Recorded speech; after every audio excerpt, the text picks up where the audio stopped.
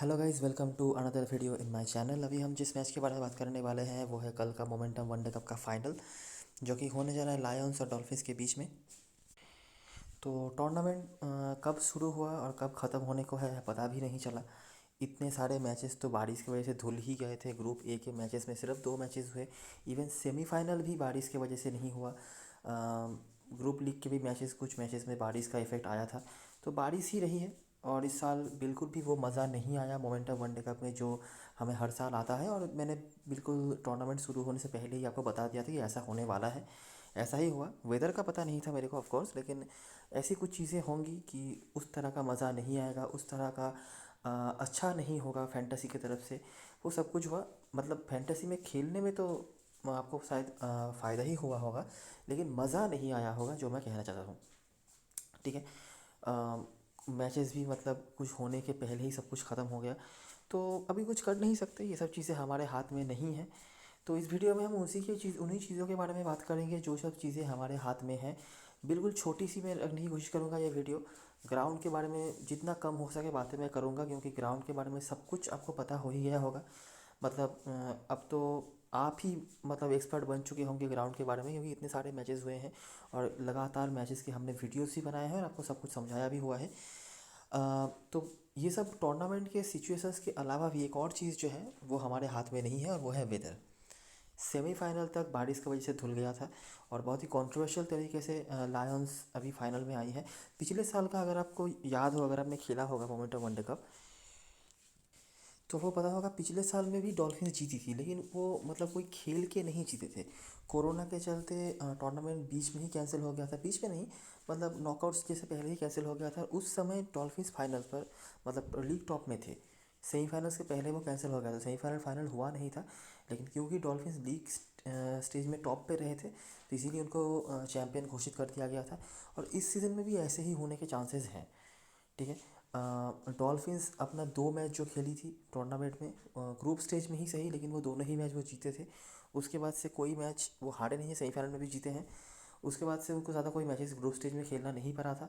Lions अपने group stage में एक मैच लेकिन हारे थे, जहाँ पर उन्होंने कुछ एक्सपेरिमेंट्स वगैरह करे थे और वो हारे थे।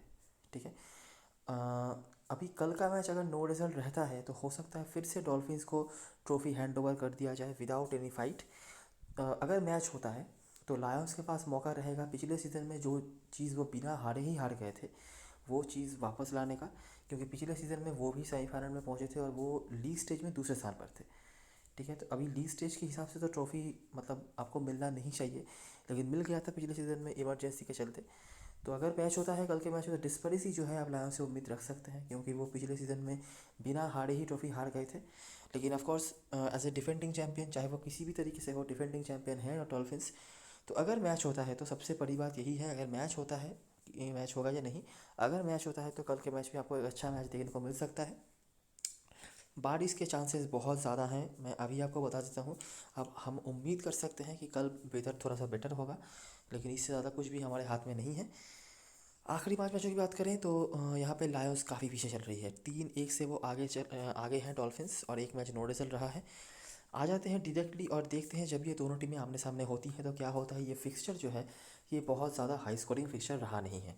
एक ही मैच रहा था जहाँ पे रन्स बने थे, काफ़ी रन्स बने थे, लेकिन उसके अलावा इस फिक्सचर में बहुत ज़्यादा रन्स जो हैं बनते नहीं हैं। ठीक है।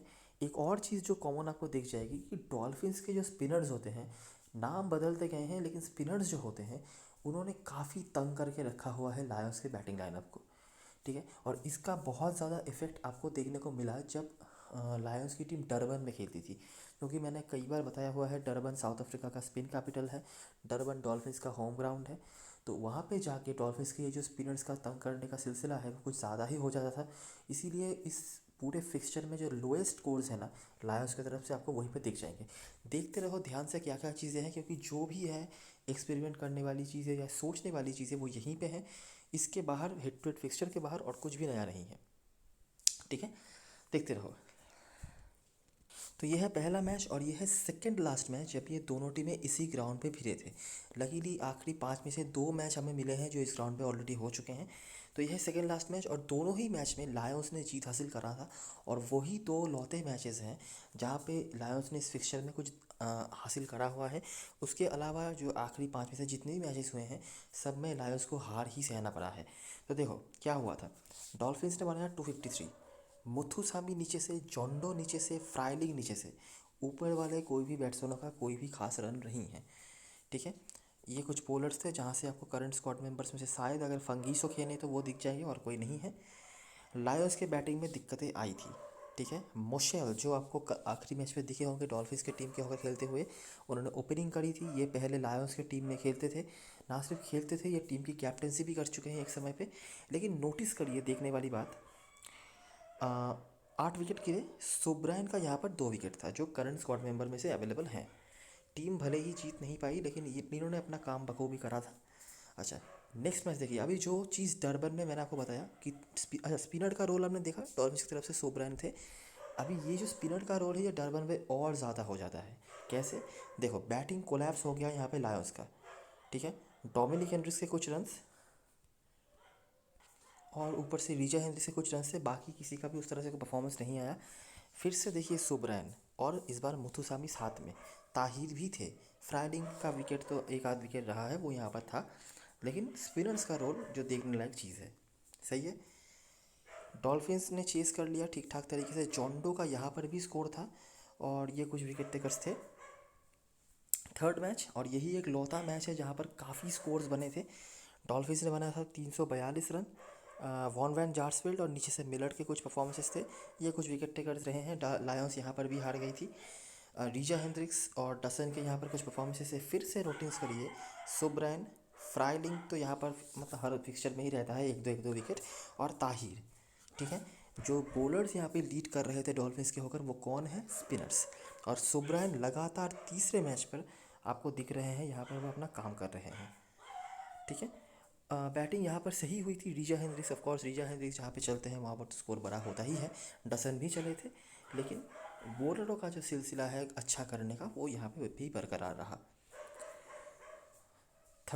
फोर्थ मैच, और ये है सेकंड मैच जो डरबन में हुआ था। ऊपर भी आपने एक मैच देखा डरबन में जो हुआ था, यहाँ पर बैटिंग कोलैप्स हुआ था, डॉल्फिन्स ने चेस कर लिया। यहाँ पर भी देखिए फिर से 244 पर टीम निपट गई। वैंडनबर्ग नीचे से और लुब्बे नीचे से इन्होंने परफॉर्म करे। बॉलरों में से फिर से देखिए एक स्पिनर मुथुसामी, साथ में सुब्रायन, फ्राइलिंग, ये तो है ही। ठीक है, डॉल्फिन्स ने यहाँ पर चेस कर लिया। एकरमैन और जोंडो, जोंडो का नाम आपको इस पिक्चर में कई बार दिख रहे होंगे। मुथुसामी का with the bat with the ball दोनों तरह से परफॉर्मेंसेस थे। फांगीसो का विकेट और हॉकिन के विकेट। ठीक है, लायंस की तरफ से बॉलर्स बदलते रहे हैं तो इसीलिए नाम थोड़े से इनकन्सिस्टेंट है, लेकिन डॉल्फिन्स की तरफ से नाम आपको कंसिस्टेंटली दिख रहे हैं। और आखिरी जो मैच जो कि इन दोनों टीमों के बीच में हुआ था, और इस ग्राउंड पे भी आखिरी मैच जो इन दोनों के बीच में हुआ था, यहाँ पर लायंस ने फिर से जीत हासिल करी। जैसे मैंने आपको पहले ही बताया कि इसी ग्राउंड पर दोनों बार जो मैच हुए हैं आखिरी 5-6 मैचेस में, वही दो लौते मैचेस हैं जहाँ पर लायंस को इस फिक्चर में जीत मिला है। यहाँ पर डॉल्फिन्स ने बनाया था 262, रॉयल ऑप्शन, एकरमैन, ये परफॉर्मर्स थे। एकरमैन के यहाँ पर भी रन थे, यहाँ पर भी रन थे, मतलब पिछले सीज़न के दोनों ही मैच में मार्कस एकरमैन ने रन बनाया था। और इनके बारे में कुछ चीज़ें हैं जो मुझे बताना ज़रूरी है। और आखिरी बार जो मैच हुआ था इस ग्राउंड पे इस टीम के अगेंस्ट में, एकरमैन वहाँ पे रन बनाने में सक्षम हुए थे। बॉलिंग में से मियाली जो अवेलेबल नहीं है, फॉर्चून अवेलेबल नहीं है, तो फांगीसो ही अवेलेबल हैं। लायंस चेस कर लिया उन्होंने। रिकल्टन, डोमिनिक हेनरिक्स, वैंडनबर्ग भी पिछले सीज़न में दोनों ही मैच में रन बनाया था उन्होंने, एक में 42, एक में 36, बहुत ज़्यादा नहीं लेकिन चलिए कुछ तो था। और वैसे भी ये फिक्चर बहुत ज़्यादा हाई स्कोरिंग रहा नहीं है कि आपको बहुत ज़्यादा रनों की दरकार पड़े।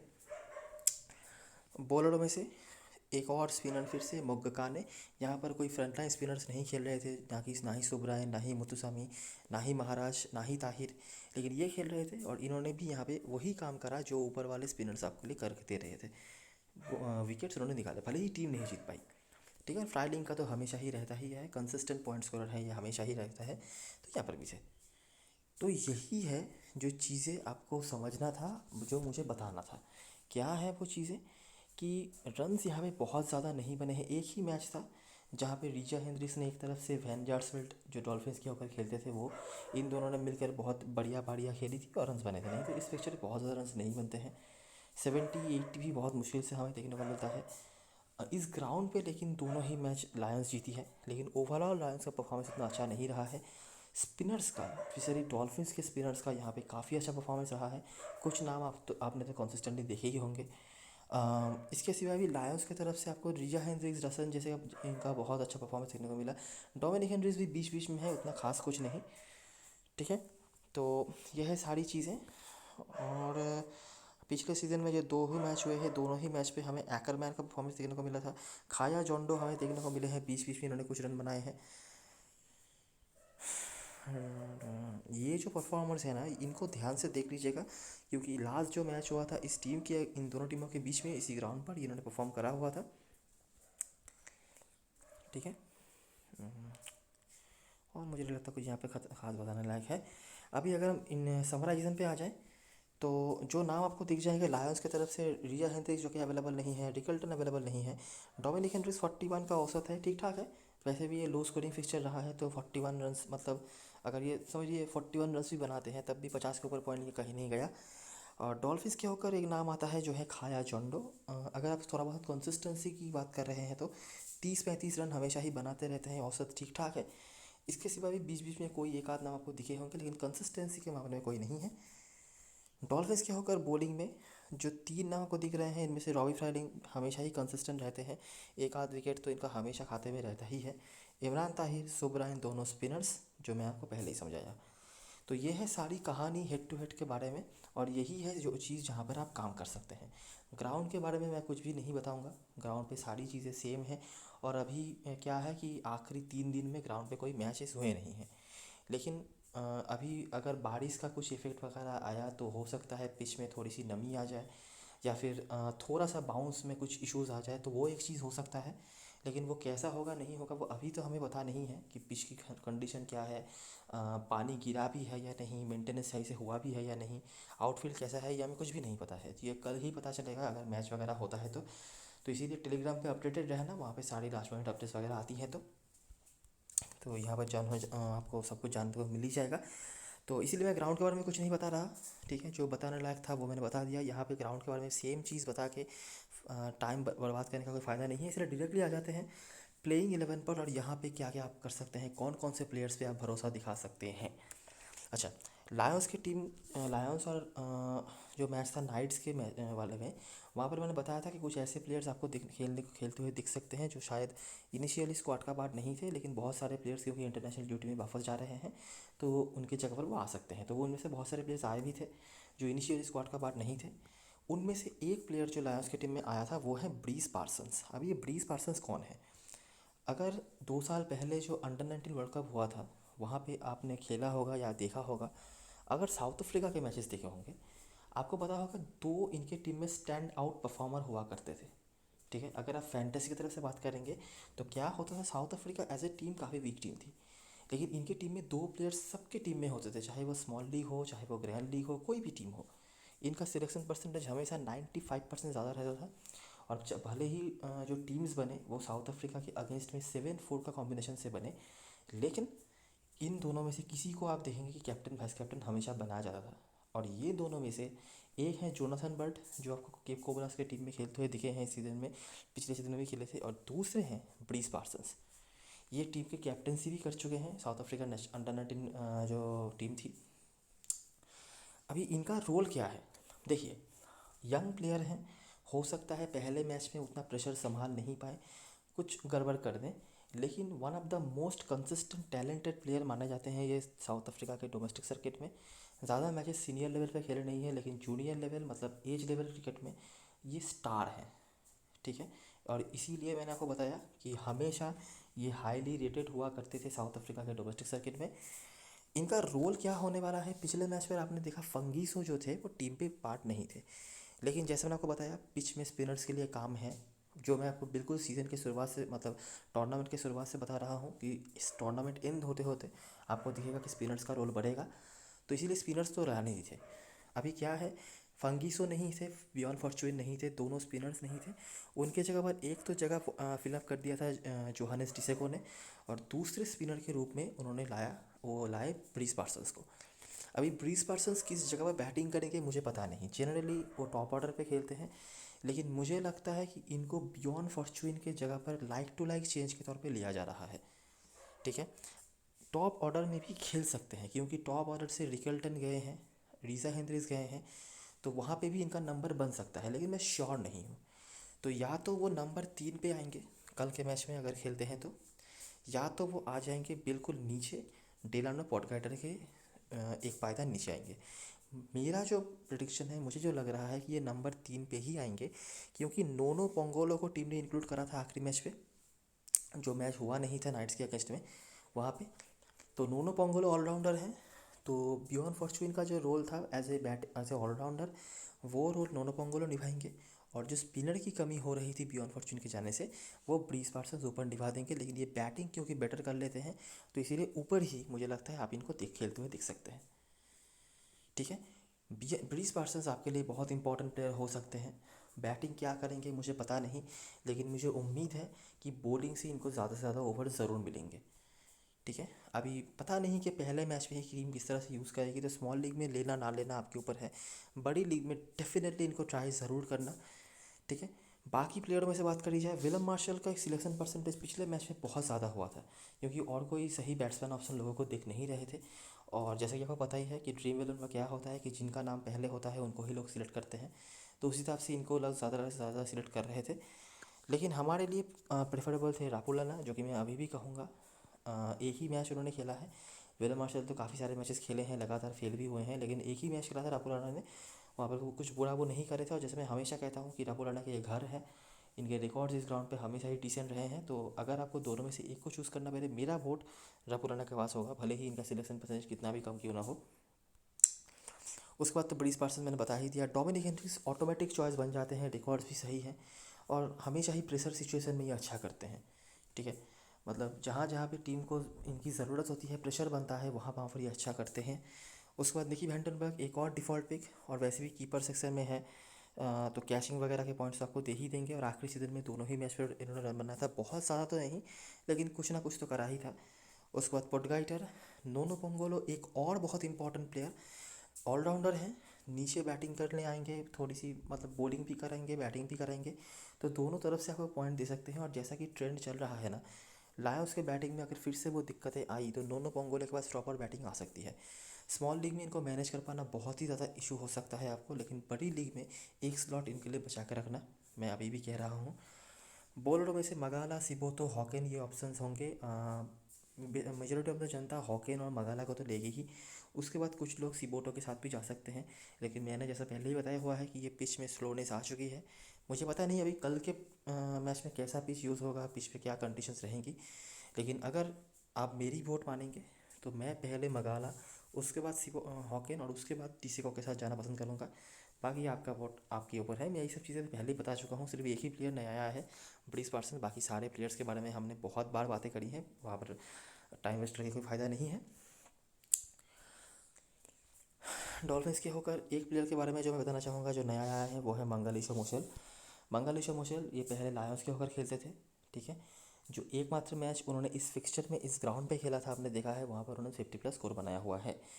और इस टीम में, इस लायंस की टीम में ऐसे बहुत सारे प्लेयर्स हैं जिनके बारे में इनको भतेरा आइडिया होगा, तो आप एक्सपेक्ट कर सकते हैं कि ये थोड़ा बहुत हेल्प उनको मिल सकता है पहले पुराने कुछ एक्सपीरियंस से।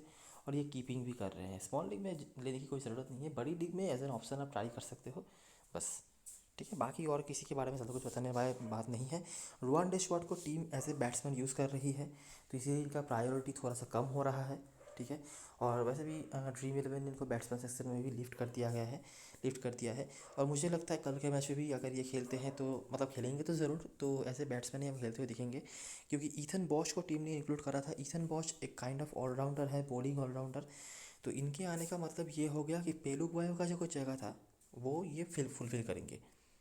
ठीक है, और रुआन डेशवार्ट जो है ये डेविड मिलर का रोल फुलफिल करेंगे।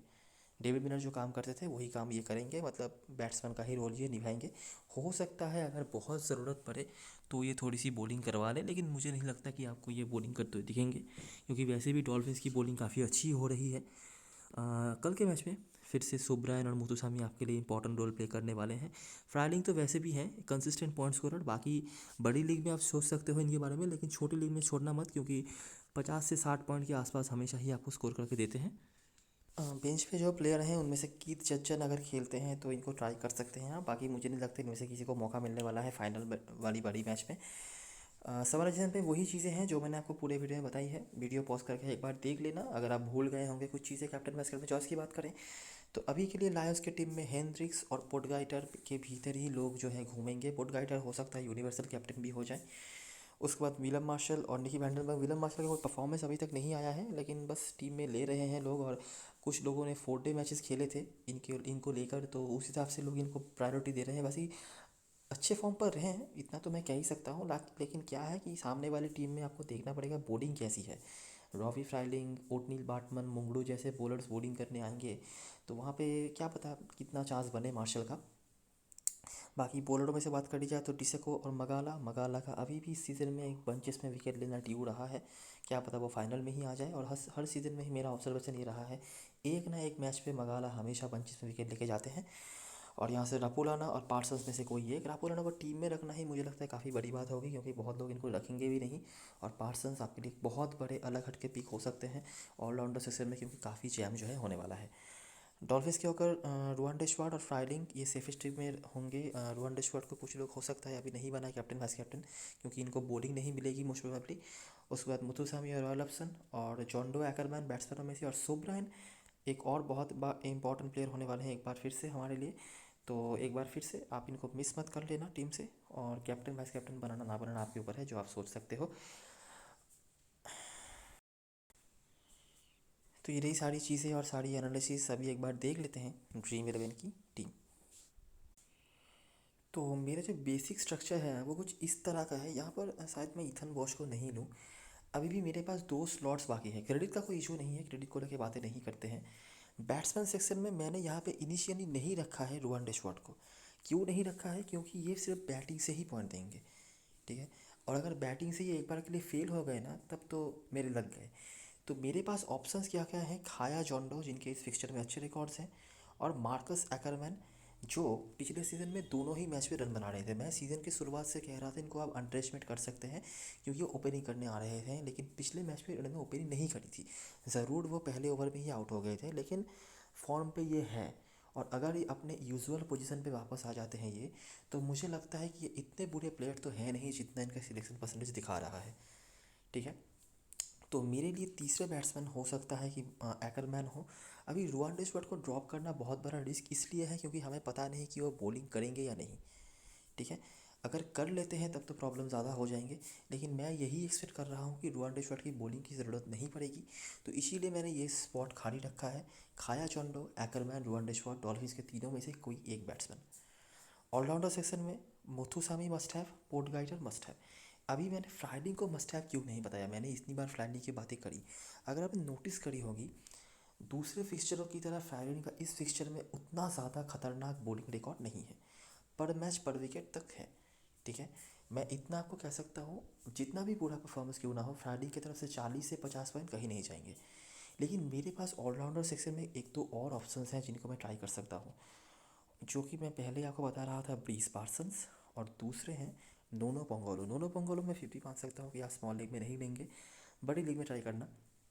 लेकिन ब्रीस पार्सन्स मुझे लगता है ट्राइएबल प्लेयर हैं, ठीक है। अकॉर्डिंग टू ट्रेंड इनके पास बैटिंग भी आनी चाहिए और बॉलिंग भी मुझे लगता है ये बहुत करवाएंगे।